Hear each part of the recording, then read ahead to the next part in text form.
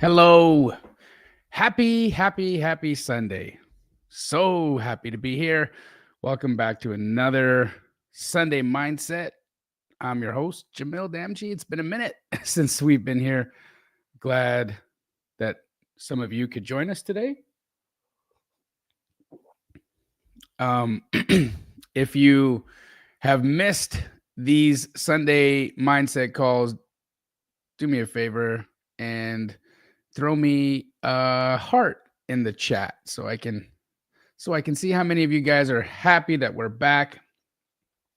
I'm super happy that we're back. And let me know where you are tuning in from today. What part of the country are you in? Hello, Craig, Jennifer. What's up, Sydney? Sydney in Tucson. Hello. All right. So, to give you guys a little bit of context as to the break, I traveled quite extensively over the last few weeks. I went from Canada to Boston, then to Orlando, Florida, then to Puerto Rico, and then Las Vegas, and then finally home to Phoenix, Arizona. So it's been quite busy for me, but I absolutely love doing these mindset chats with you guys. And so really happy to be back here today. And I have a special topic to discuss. And it's in relation to an event that transpired while I was in Boston. Now, I want to rewind you guys back to a few weeks past. Many of you remember a call that we had with Alec Loren. Alec Loren, she was the beautiful woman suffering with stage 4 cancer that we got to hear from. She and I ran a fundraising campaign so that we could send her to a Joe Dispenza meditation retreat while she's been battling cancer. And unfortunately, I was informed while I was in Boston that she made it to the Orlando Joe Dispenza retreat, had an incredible week. I heard from her via text message from Orlando, and she told me that it was beautiful. It was a long journey. It was difficult, but she was so grateful. And when she finally returned home the day after, she passed on. And when I was in Boston and I got the news, it was in a really inopportune time for me because I was about to do a meetup with like 600 people in a bar of all places, and just not really the conditions in which I wanted to hear something like that. But you hear things when you hear things, right? And so I was dealing with that. I had to kind of put it to the back of my mind and went and took 600 pictures, shook 600 hands, and was my encouraging, positive self. And then I returned to my hotel and cried my eyes out for a few hours. And I got to thinking, what does it all mean? Why is this all happening? And so I would like to take us through an exercise if we could. And I want you to, in your chair right now, wherever you are, just follow along with me. If there's people beside you that are going to judge you, then move to another room. But I want you to just close your eyes for a second in your seat. Just close your eyes and just take a deep breath in and let it out, and just get in your body and into yourself. So don't worry about typing anything right now. You're not going to need to type anything. Just get super comfortable in your chair and take a journey with me. Cool. Now I want you to imagine that it is your deathbed. You are laying there in your bed, and it's the last day, maybe the last hour, maybe the last minutes of your life. And there's a few things I want you to make notice of. So just put yourself in that situation and be there for a moment. And if you could, I want you to notice how that feels. What do you feel like?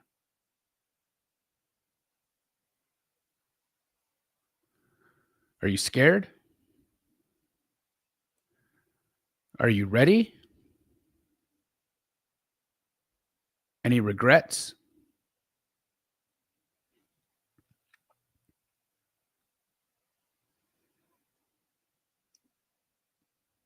Are you ready to go willingly?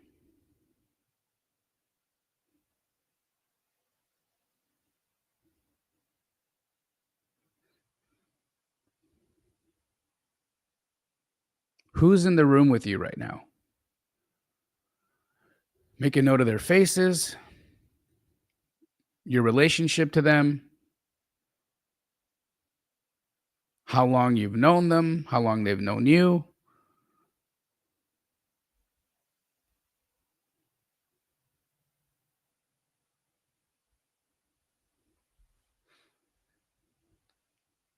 Are they family, friends? Anybody from childhood? Your spouse? Significant other? Who's there?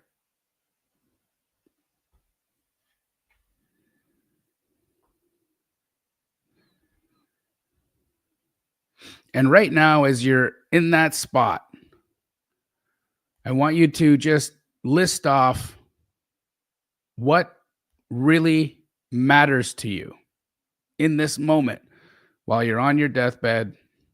It's the last moments before you move on, before you leave this plane, this dimension. What matters to you right now?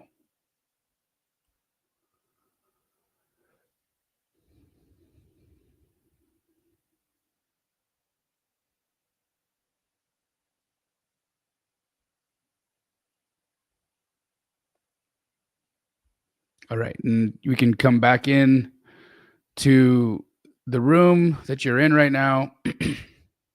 Just kind of take a deep breath and hold that and let it go. And just whenever you feel ready, you can come back. And I'd love now for some of you to share with me in the chat some of the things that you made note of. Let's start with how some of you felt in that moment. Were you scared?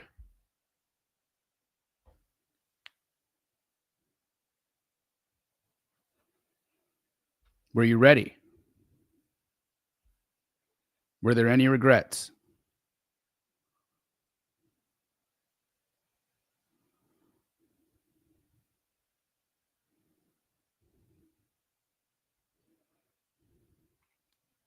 Some of us feel like, no, we weren't scared. Some not ready to go. Some scared, wondering, regretful, didn't leave enough, didn't do enough. Yeah. Disappointed in ourselves, regrets.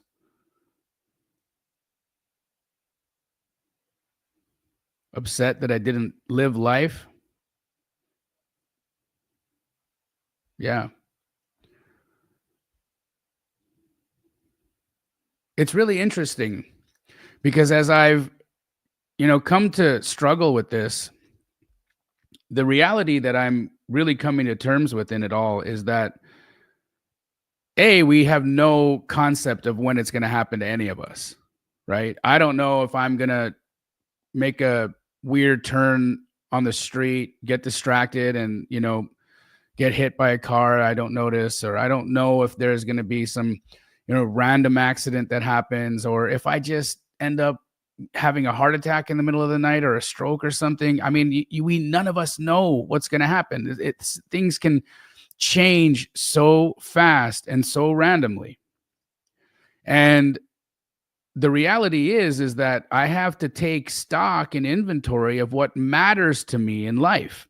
And so I've been diving into this philosophical question of what really matters, right? What really matters? And I did some research on that, and I found some incredible philosophers that have kind of framed the concept of what matters. And they broke it down into the following concepts. What matters to anybody, or to, any of us, is, does the thing that we're holding as a subject, will it hold significance after we die? Right? Will that thing hold significance after we die? And so one of the easiest things for us to think about in that context is our children, right? We're all here for our kids. We're doing it for our kids, right? And they absolutely matter after we die. They absolutely matter after we die. That's why so many of us are working hard. We create these legacies, we have wills, we have trusts, we have all of these complicated structures so that we can figure out how we can still matter, or how the people that matter to us, or the things that matter to us beyond our life, will carry forward and still have a connection to us, right? Because what matters also means that we matter to it, right? Because if something that matters to me beyond my death, but I don't matter to it, does it still really matter to me? Does it really matter? Does it hold true significance? Right? And so the concept of the thing that matters, or the thing that will still hold meaning far beyond our death, is important. And these are the things that matter. And I would imagine that what you decided matters at some level paralleled what was surrounding you in that visualization exercise of you on your deathbed. Is there some congruence there? If I could get some comments in the chat, was there congruence between the things that matter to you beyond your death and what was in that room? Who was in that room in that moment when you were on your last day? Is there congruence there? Did you guys have similarities? Was it people? Was it maybe achievements, or things that were really, really a part of your existence in this world? Sarah says yes. For me, that's very much the case, right? So the things that matter to me far beyond my death would absolutely have that significance, right? That meaning. And I would hope that what was significant to me, I was significant to as well, and it would be there in my final moments.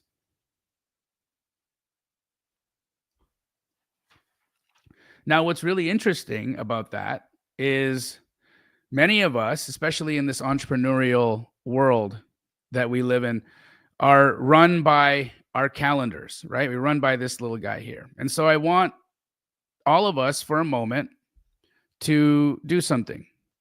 If you could just open your calendar and open it to tomorrow. For me, open your calendar to tomorrow. And tell me how much of what matters to you in those final moments and what you matter to is reflected in your day tomorrow. How much is there?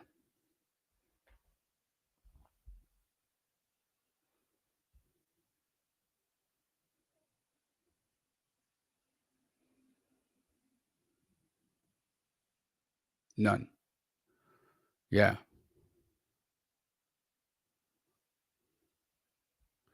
Maybe some of us have a little bit and have potentially had some of these insights.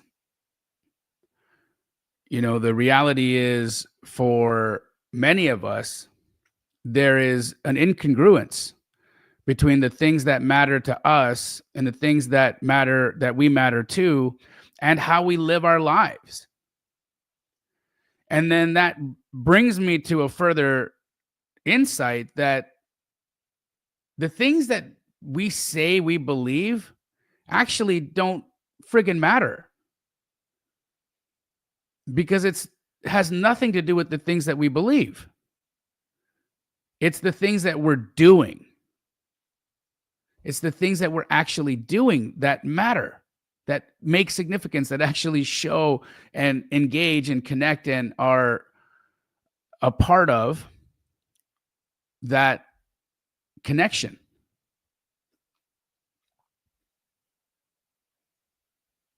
So we live our lives in these incredibly disconnected ways, that the things that mean the most to us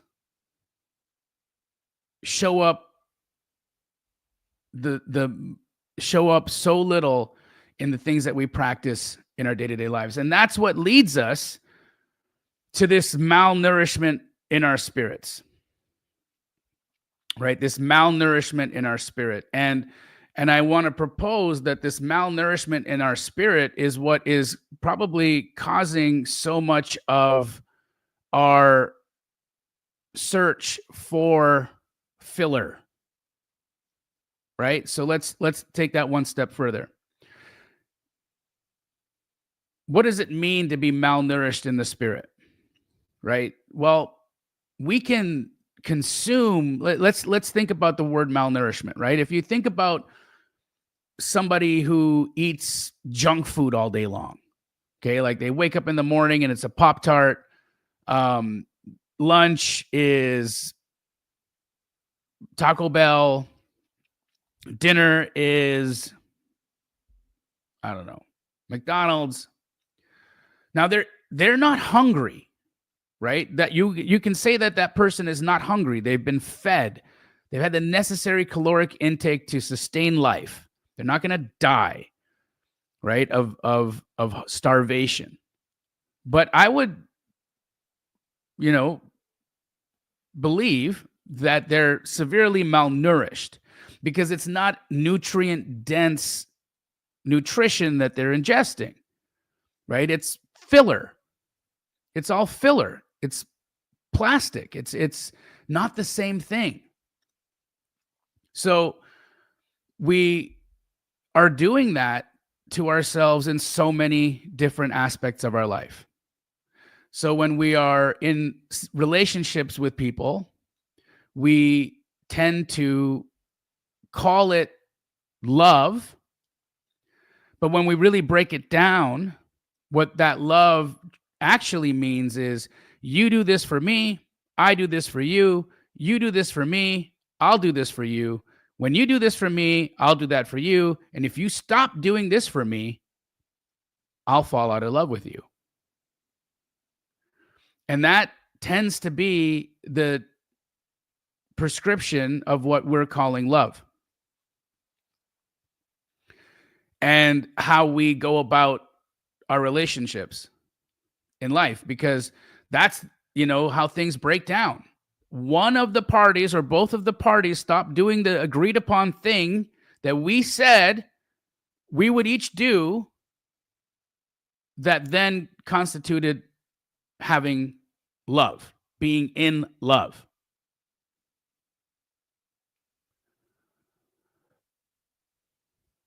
And it doesn't take very long for when one of the individuals stops doing those things, those agreed upon things, when the entire thing flips on its head and it just breaks apart, right? It degrades like that. And, having gone through a split myself recently, it's now a year, but I can wholeheartedly say that I was a part of that as well. I stopped doing this thing. She stops doing this thing. She stops doing that thing. I stop doing this thing. Stop. All of a sudden, it's like needs aren't getting met. I'm not in love anymore. Such a McDonald's version of love. Really. Because when I look at that and I flip it on its head and I think about the relationship that I have with my child, that kid doesn't like really nothing for me. She's not, I'm doing everything for her. You're right. I got to feed her. I got to wake her up at school. I got to take her butt to school. I got to pick her butt up from school. I got to do all of this stuff. I got to do all of these things. I got to feed her. I got to buy her things. I barely get a thank you. And yet, when I think of myself on my deathbed, she's the one holding my hand. My kid, my daughter, Charisma. And so I can tell you that I know of a love that far exceeds and far transcends the exchange of benefit. And so I know what that really can be. I can understand what that truly means. But can I apply that to other aspects of my life? And can I make that congruent? And is it coherent? Does it actually make sense? When we think about addiction, right? When we get addicted to things, chemicals, people, video games, circumstances, bad feelings, our sickness, our stories, we can have addiction to all of these things, guys, all of these things. I've known people addicted to their stories. I've been addicted to things myself, like, chemicals. People get addicted to their bad feelings, and that's why they just perpetuate chaos and nastiness, because the chemicals that get released in the body during that negative thing, it becomes addictive to the physiology of our organism, right? And so then that's what ends up happening. And so addiction is really just that filler. It's the junk food. It's eating a Pop-Tart for breakfast. It's having McDonald's for lunch or Taco Bell for lunch and McDonald's for dinner. Yeah, sure. It'll feel good in the moment while I'm drinking my face off or having this, drug or whatever. It feels good in the moment.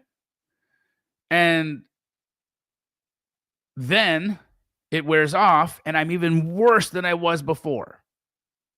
Right? My baseline actually depletes beyond and below where I was, right?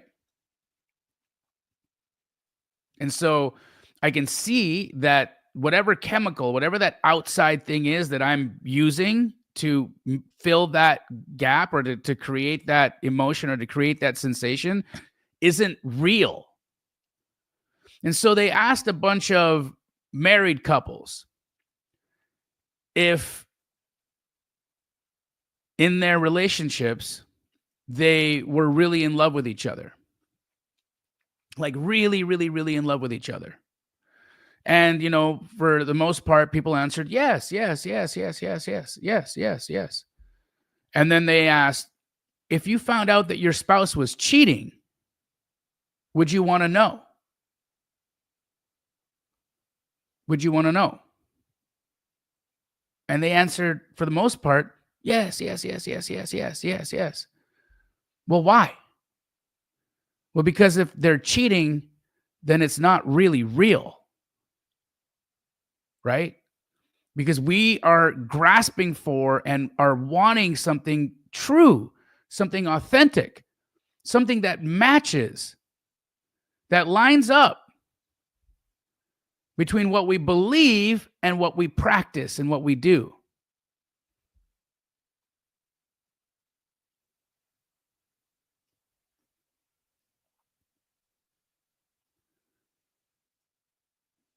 Something real.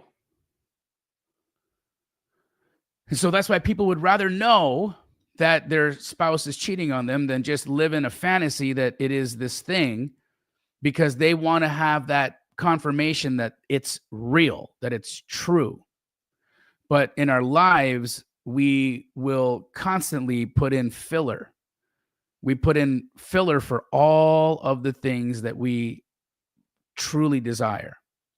And so when you look at your calendar and then you think about your day, you map out your day, right? Tomorrow's Monday.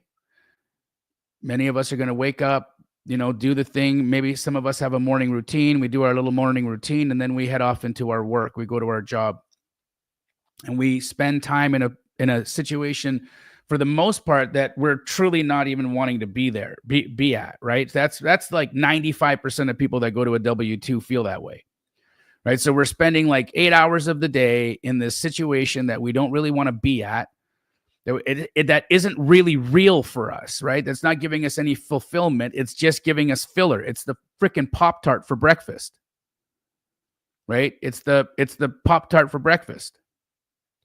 Or it's Taco Bell for lunch. But we're doing this with our day because it's feeding us. It's giving us money. It's giving us the resources that we need to survive. Right. So we start our day off and we spend 8 hours of our day with filler. And we come home, and many of us who have families, some of us will spend a little bit of time with our family, God willing, right? We're eating dinner with our family, and many of us aren't. Many of us aren't even doing that, right? We're dispersing in the evening, kids in the bedroom, eating in their room, dad's on the couch, eating on the couch. Mom maybe, doesn't even eat, or she's eating standing because she's got all these things that she's doing. Who knows? I don't know what it looks like in all of your households, but there's probably some version of what I just said. And so we then move on to that thing, that filler thing. And a lot of us, that filler thing is like 2-3 hours of television, 2-3 hours of Netflix, or 2-3 hours of some kind of filler activity that, again, is a substitute for the thing that we really need, the thing that we really want, the connection, the isness of a real connection with somebody. And we're not getting that, so we fill it. We're filling it with distraction. We're filling it with entertainment. We're filling it with maybe food. We're filling it with all of these plastic substitutes. And then what does that lead to? Depression, loneliness, excessive materialism, right? Because now we're, again, in that deficit. You're in that deficit because, as we know, when you drink, you get a hangover. When you drug, you get a tolerance and you're down below your baseline. And so you need drugs to just get you back to normal. You need alcohol just to get you out of your hangover, right? So you can get back to baseline. The same thing's happening when we're filling ourselves up with that filler activity of Netflix, or that filler activity of, whatever garbage thing that we do that is a substitute for the thing that we need. And that's what's causing that malnourishment of the spirit and leads to the depression, the addiction, the loneliness, and the excessive materialism. And so as we're looking at our lives and looking at our days, and I think back to Alec Loren and her final hours, right? And I think about what that must have been like for her. As she sat there, or she laid there in her bed, surrounded by her children, surrounded by the people that love her and that she loved. Was she at all interested in that last episode of that Netflix series that she was watching maybe a year ago? Was she at all interested in that deal that she's been chasing, and whether or not that real estate agent was finally going to talk to that seller to get that deal under contract? Was she thinking about the garbage and whether or not it got taken out? No. She was thinking about and with what really mattered. Long after she's going to be gone, and while she was here, that she mattered to as well. And I bet that if we had given her an opportunity to look at her calendar over the last 12 to 24 months, what she had there, and if it lined up with that final day.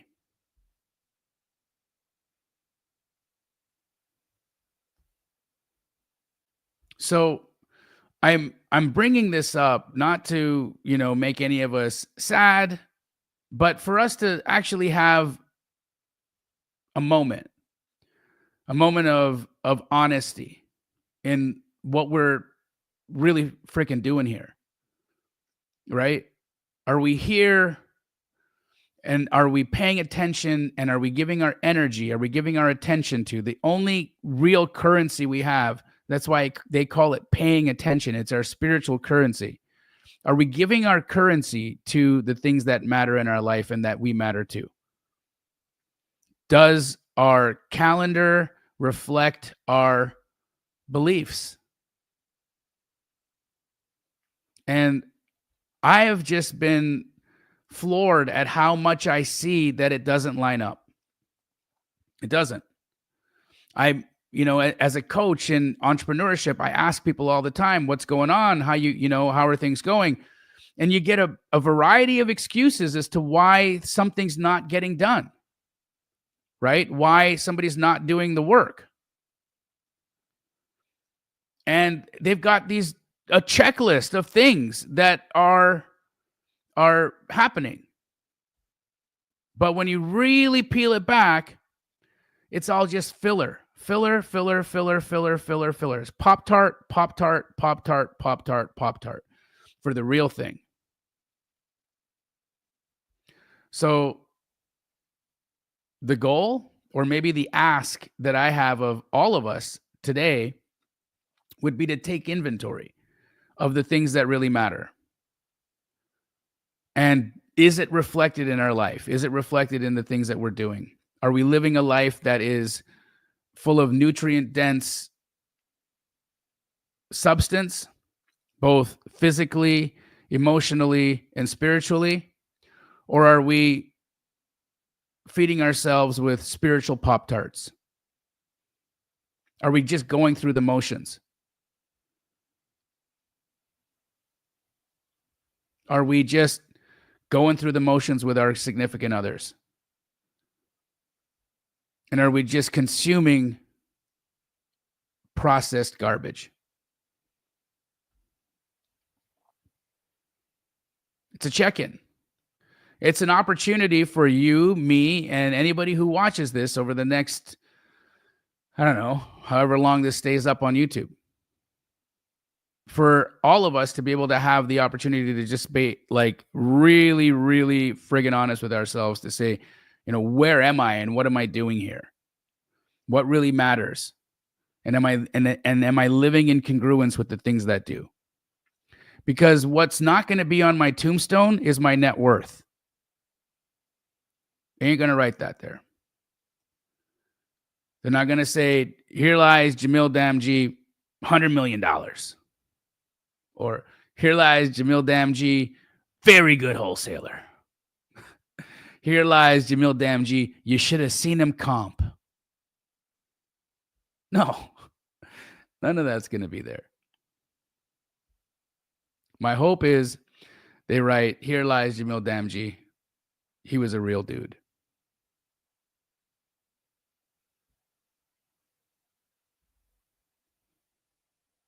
That's it.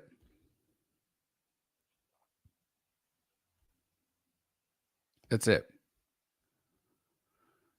We have a responsibility to live in congruence, guys, to be coherent with the things that we love, the things that we feel, the things that we need to genuinely show up in all aspects, in our work, in our lives, with our families, with our friends, because that last day can show up so fast. Alec Loren was in her late 40s or early 50s, I believe.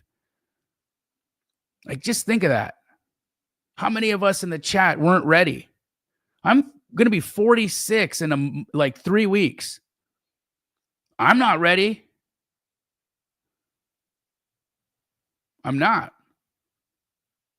And that's got to change, because the reality is that if you really want to have a true meaningful life, if you really want to know if you've had a true meaningful life, it's that you've lived a life so deep and meaningful that you would die willingly.